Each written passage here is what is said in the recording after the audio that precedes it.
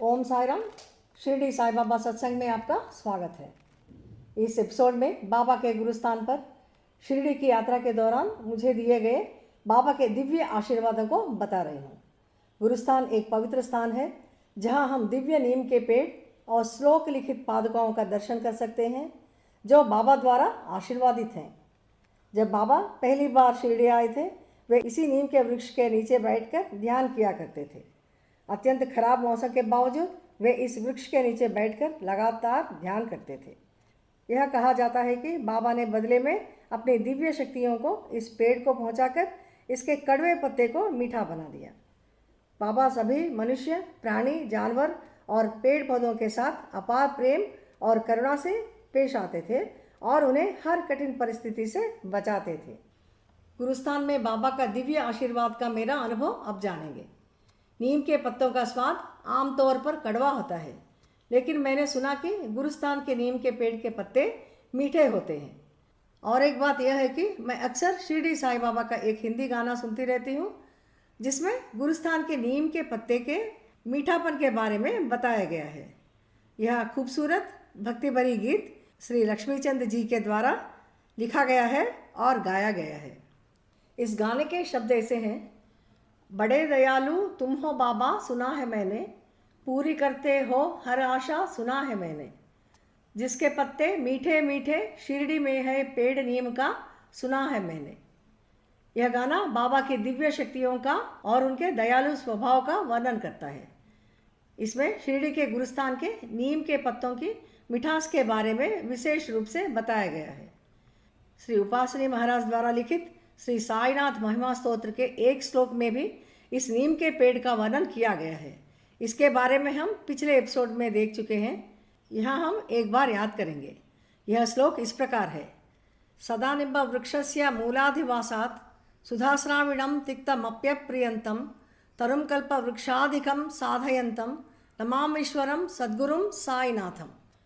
यह श्लोक बाबा की शक्तियों और नीम के पेड़ के उल्लेखनीय गुणों का वर्णन करता है। ऐसे कई बार गुरुस्थान के नीम के पत्तों की मिठास के बारे में सुनने पर मुझे इन पत्तों का स्वाद देखने का इच्छा हुआ और मैंने बाबा से प्रार्थना किया कि बाबा मुझ पर कृपा करें जब मैं गुरुस्थान जाती हूँ। यदि आप भी इस नीम के पत्ते का स्वाद का अनुभव किया हो तो कृपया आप मुझे अपना अनुभव कमेंट बॉक्स के ज़रिए बताइए। बाबा की कृपा से मुझे शिरडी से बाबा का बुलावा आया और मैं अपने परिवार के साथ शिरडी गई थी। बाबा का समाधि मंदिर और द्वारका माई का दर्शन करके मैं गुरुस्थान गई थी। मैंने यहाँ भी मेरे मन की बात बाबा को बताते हुए गुरुस्थान में कदम रखा। बाबा हमारे दिल की बात जरूर सुनते हैं। बाबा के आशीर्वाद का यह एक अद्भुत उदाहरण है। जैसे कि मैंने नीम पेड़ की प्रदक्षिणा शुरू किया, ठीक मेरे सामने 2 नीम के पत्ते नजर आए। बाबा की यह चमत्कारिक आशीर्वाद से मैं बहुत खुश हो गई थी। मन ही मन में बाबा को धन्यवाद करते हुए मैंने उन 2 पत्तों को उठा लिया। मैंने एक मेरी माँ को दिया जो उस समय मेरे बिल्कुल पास थी और उन्हें खाने को कहा। मैं भी और एक पत्ता मुंह में डालकर खाने लगी। आश्चर्य, हम दोनों को यह बिल्कुल कड़वा नहीं बल्कि मीठे लगे। बाबा को और एक बार मेरा धन्यवाद जताते हुए मैंने मेरा गुरुस्थान का दर्शन पूरा किया। मैं यह बिल्कुल बाबा का ही आशीर्वाद समझती हूँ। यह कहा गया है कि बाबा के निरंतर उपस्थिति ने नीम के पत्तों को बेहतरीन उपचार गुणों वाले अमृत में बदल दिया। जब बाबा शिरडी में आए थे तो वे अक्सर इस नीम के पेड़ के नीचे बैठकर ध्यान करते थे, जिसे गुरुस्थान के नाम से जाना जाता है। पहले कम प्रतिबंधों के कारण नीम के पेड़ तक पहुंचना आसान था। आजकल कई बाधाओं के साथ नीम का पत्ता मिलना काफ़ी मुश्किल हो गया है। हालांकि अगर हमें बाबा के आशीर्वाद से नीम के पत्ते मिलते हैं तो हम इसका स्वाद देख सकते हैं या इसे बाबा का आशीर्वाद समझकर अपने घर के पूजा मंदिर में रख सकते हैं। यह मेरा अनुभव है। बाबा अपने वचनों में कहते हैं कि तुम मेरी ओर 1 कदम बढ़ाओ, मैं तुम्हारी तरफ 100 कदम बढ़ाऊंगा। अगर हम अटूट विश्वास, भक्ति और श्रद्धा के साथ बाबा का प्रार्थना करते हैं तो वे हमेशा हमारी रक्षा करते हैं।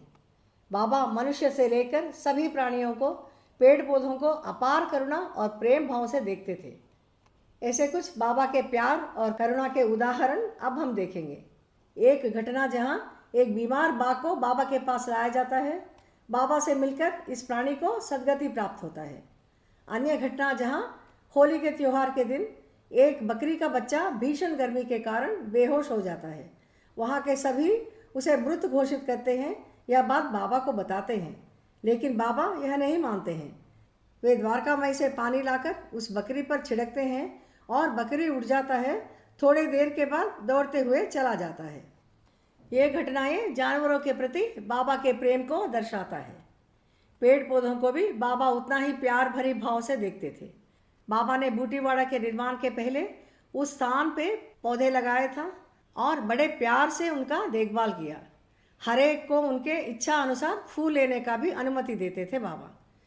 इतना ही नहीं, बाबा ने लेंडी बाग के पेड़ पौधों को भी स्वयं पानी देकर बड़े प्यार से सींचा था। यह सब कार्य बाबा की करुणा और सहानुभूति को दर्शाता है। आइए हम बाबा की शिक्षाओं का अनुसरण करें, सभी प्राणियों की मदद करें और बाबा का आशीर्वाद प्राप्त करें। बाबा ने इस कड़वा पत्ते वाले नीम का पेड़ को अपना आशीर्वाद और दिव्य शक्तियों से मीठे पत्तियों वाला पेड़ में परिवर्तित किया, जो मनोकामना पूर्ण करने वाला वृक्ष से भी भरपूर। यह दिव्य परिवर्तन बाबा के असीम प्रेम और कृपा को दर्शाता है। आइए गुरुस्थान के नीम के पेड़ का दर्शन करें और बाबा का आशीर्वाद प्राप्त करें।